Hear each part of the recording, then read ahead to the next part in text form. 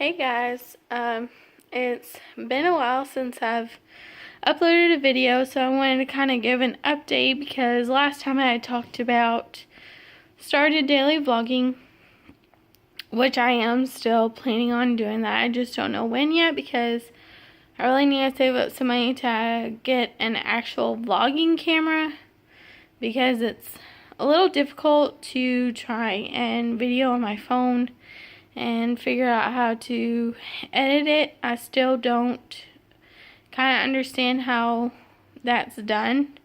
I do have an editing option on my phone, but it's really confusing.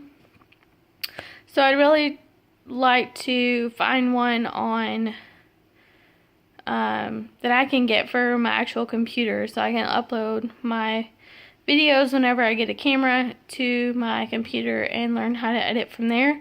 But I don't know any actual editing things besides like the one on Windows, but it's not a very good quality.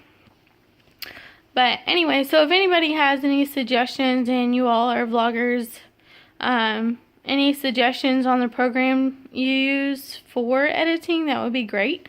If you want to leave that down in the comments below, I would love that.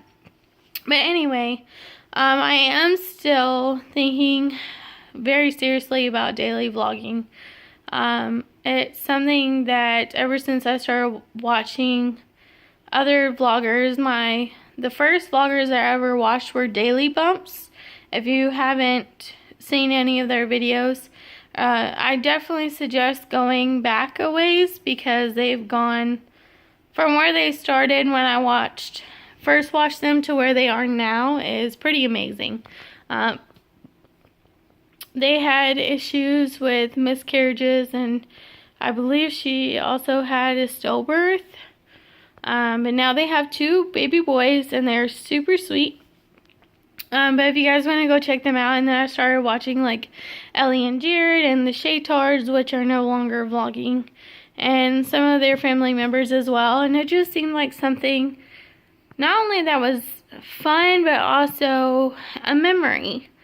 And that is just really important to me.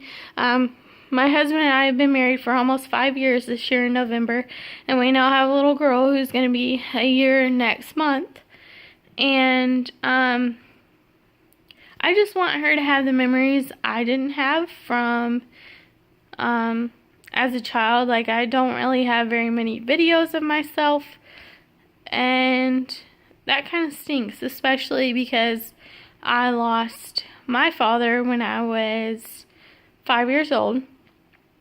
The only real videos we have, I think, was like from one of my birthdays.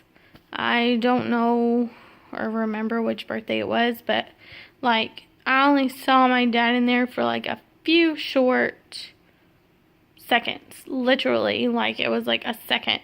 You saw him and then it went to somebody else. So, that's kind of something that's super, super important to me, is to have those memories so that, as my daughter gets older, she can look back and see, what her mom and dad were like, what she was like, the things we did, what she sounded like as a baby. Those things to me are really important because I don't have that. So that's definitely something I do want to get started on. I don't know when or how that will be possible. I thought about waiting like till October, whenever my husband and I get officially our own place. This is our place, but my mom also lives here with us. But she's planning to move back to Colorado in October, if that happens. We definitely like to start. I don't know, I just have a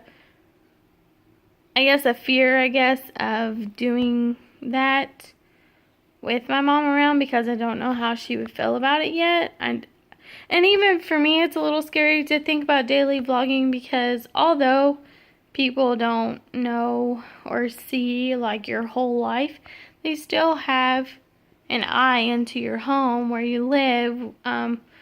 Your kids are exposed to the outside world in a way. that they don't even know, but other people can see it. And that to me is a little nerve-wracking. But it's also definitely something that I just feel like we need to do, and that would be really fun for us. And Lord willing, and it ever got that far, you know, I know like people get paid by YouTube for vlogging, and that would be a great source of income for me, because right now I don't have a source of income. I am a stay-at-home mom. I've tried the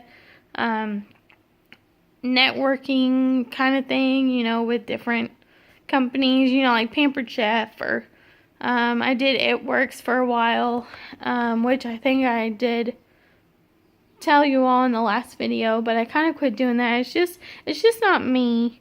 I'm not a networking person. I'm not a pushy person to try and get people to buy stuff. Like, to me, if you're gonna buy it, you're gonna buy it. If you're not, you're not, and that's not how you make a profit. So for me, I think YouTube would be a much better option, because I think it would be something I would enjoy doing. And, you know, if God willing, I did end up having a daily vlog channel and we got paid for it, that's great. But for right now, it's just for me and just something fun for me to do. I just don't think that having to go out and almost kind of force people to be interested in your product or whatever you're selling is me, and it's not enjoyable. And for me, vlogging is enjoyable. I wouldn't say I'm the most entertaining person and the funniest person, but you know, it's just memories. That's what it is to me, just memories. And so I did want to give you guys kind of an update on that, and just let you all know, I am still very much so thinking about starting a daily vlog channel, and just gonna have fun with it. I mean, honestly, they probably won't be very long, but then again, they might, because I am a pretty talkative person.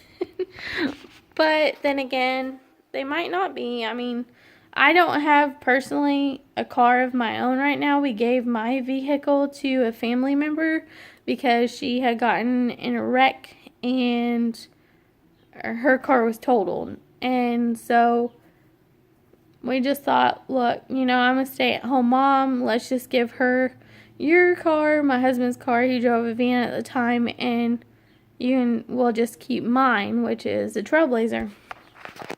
And so that's what's kind of happened with that. So I don't really get to go out and do anything. And I honestly don't like going out on my own anyway, because it's a little hard with having a baby. She's almost a year. She likes to be free a lot of times. And that's just hard to do when you're out in public, because you don't really want your baby crawling on a dirty floor and that kind of thing, you know, if you go out. And so we pretty much just stick around here to the house. But, I mean, hey, doesn't hurt to try and to start somewhere. So,